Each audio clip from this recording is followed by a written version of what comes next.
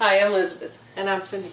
And we're here with another feeding frenzy for the 40-day prosperity plan. Today is day 15. Yes. Which is statement number 5. Money is not my supply. No person, place, or condition is my supply. My awareness, understanding, and knowledge of the all-providing activity of the divine mind within me is my supply. My consciousness of this truth is unlimited, therefore my supply is unlimited. So tell me. Is that a true statement for you? It is. More than it's ever been. Put it that way. I still have a little trouble if money is not my supply, you know? The first thing I look to is money when I need something.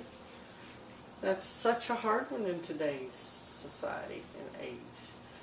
Because that's where it's automatically what comes to mind when we need something. Yeah. Oh, I don't have enough money, or oh, I got to go get more money, or I really need a job, or it all revolves around money, unfortunately. And But who created that system? Well, we did. But how do you get out of it? Even though I think a lot of the world is realizing what we've created for ourselves. You know, what if we all just did what we wanted to do and gave it away freely? What kind of a world would this be? You know, okay, I like to go fishing. Then what if I just went fishing and gave all the fish away? Mm-hmm. I don't really like to go fishing, but you know what I'm saying? If we all just did what we love to do, we like. And then because somebody else loves giving fish, and they painted pictures for what they love to do, they give you a picture. And we walk by and say, "Oh, that's a pretty picture. I'm just going to take that picture." You know, if we just did what we love to do, which is what I think God intended to begin with, was do what makes you happy, and you won't have to worry about. So is that part of the prosperous life? I think so. I think it's an essential part of a prosperous life, is doing what makes you happy. Right. And I think, well, in my experience, in our experience, the more we do what makes us happy, which is what we were called to do, in my opinion, here on this earth, then the more we don't have to worry about the money.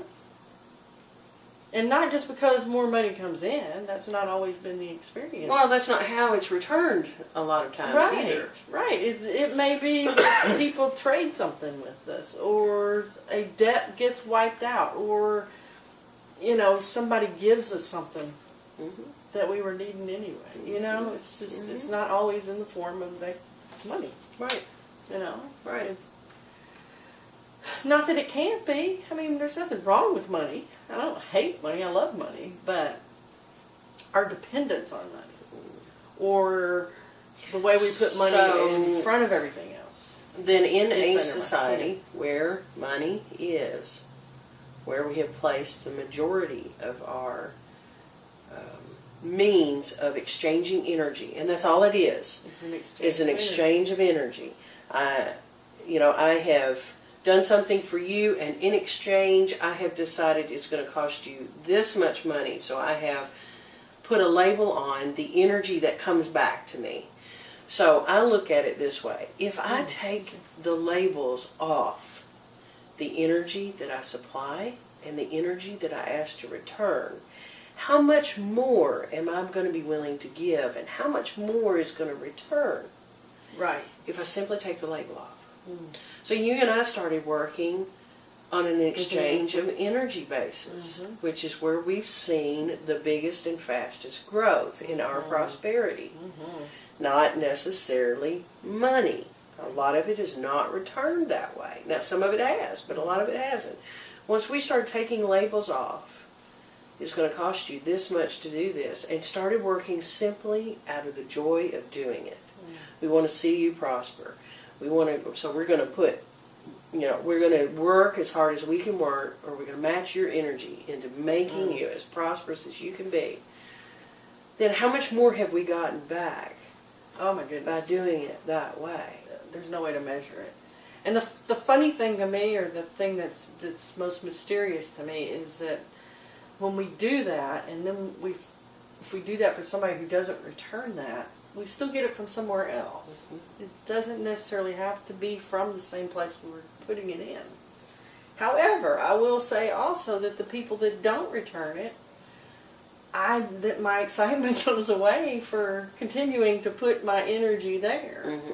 Does that make sense? It's not that I don't care about them anymore or I'm doing it for their money. It's not that at all. But if it's not money that I'm looking for, it's the energy. And if they don't appreciate what I'm doing, if they're not returning the energy, whether it's to me or somewhere else, I think that's the key.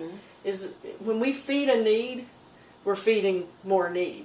Creating more need. We're creating more need. And so I feel like when we're putting our energy into someone or something that's not growing or that's not using energy and putting out energy of their own, then we're feeding a need instead of feeding something that's already grown that continues to expand because of some of the food we're feeding. Does that make sense? So I feel like it comes back from different places regardless of where we're giving it. But I think that it all works naturally because we don't keep giving to places that aren't receiving. Have you seen that commercial? It's been probably several years ago. And I think it was an insurance agency. I'm not real sure. I don't really remember. But it was just, it started out a woman keeping a man from stepping off a curb.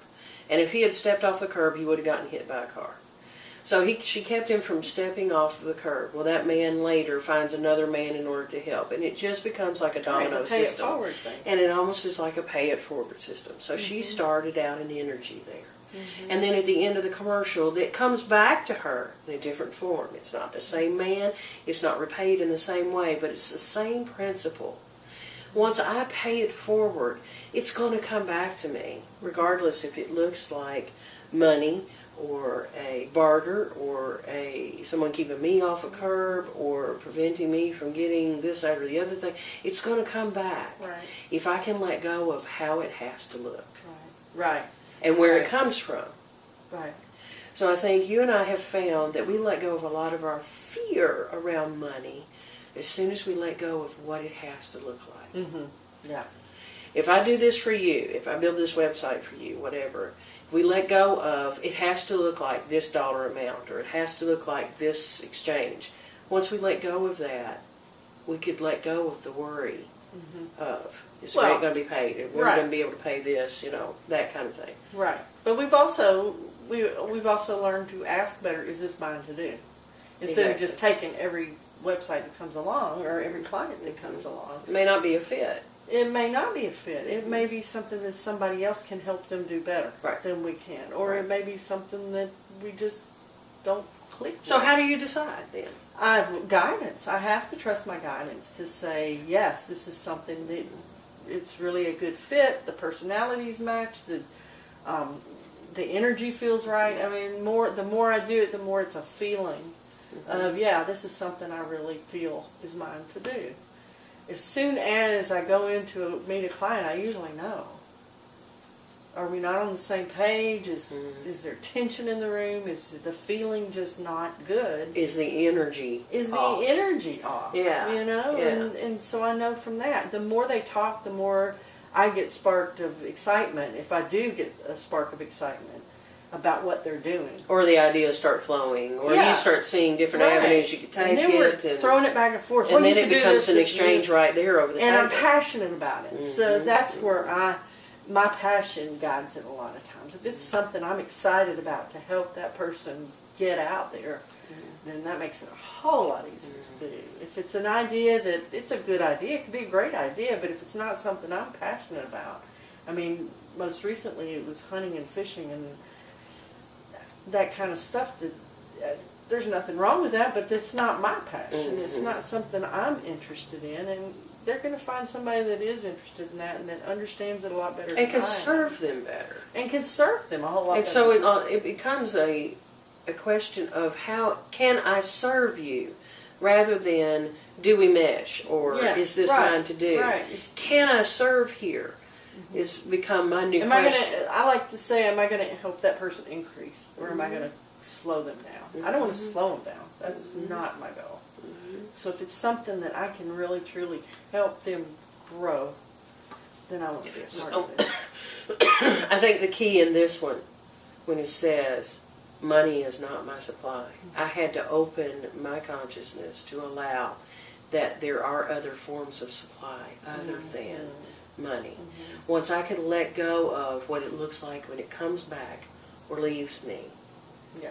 then I could see, oh, okay, there are other avenues here. You know, there's not just this one stream that flows. And we like to think in this society that there is one stream of energy here and the name of it is money. Well, I have found out in doing this and allowing myself to see different avenues that there isn't just one stream. There are different avenues here. There's different turns off of this one particular stream, and it may not be labeled as money. Right. So once I could let go of it is called money, or it has to look like money, then all of a sudden I started seeing the different avenues it was coming back to me in, not just in the form of money. Right. Right. So that gave me a little more courage to believe that God is my source. Right. And for not me, money it's or a person or place. remembering, because I already know this, it's remembering that God can do anything. Anything. I mean, we had a bill that just was zero balance for I don't know how long. No explanations. Even the company came out and said, we don't understand why you're getting zero, but you are, and so we're not going to make you pay. Exactly. So there was no explanation for Exactly. that. But thank you, God. Thank you, God. God can do it any way He wants to do it. Thank you, God, for the dogs next door. Golly. We put our own up, and here it comes again. Yeah. There's that energy again. But if we just remember that God can do anything, you know, when we talk about, okay, we really want to be debt free and we want to pay off these bills, and in my mind I'm thinking, okay, I've got to make more money to make that happen, and then the bills just somehow are wiped out. You know, there's just no explanation for the way God can do things when we open up and allow Him. When we allow it. And don't limit that ourselves. And I think that's a big part of what He's trying to get across here is open your mind to the possibilities that God can do it any way. That there are He other wants. avenues here than this one string you're floating along, which is Right. called money. There Right. are more avenues here. Right. Money is not my supply. No person, place, or condition is my supply. I think we have so many preconceived ideas about the way things have to happen that we limit what can happen because we just don't even see it. We put that blinder on, that filter, and we filter out any possibilities that don't fit our perfect idea of how things have to happen. And we limit God and the universe and higher power, or whatever you want to call it, we limit that energy that can come into our lives. We also limit it when we're not good receivers. Exactly. By saying, you know, we just sort of put this shield up, this energy shield that says, no, you can't get any closer than this because that's not the way it's supposed to happen.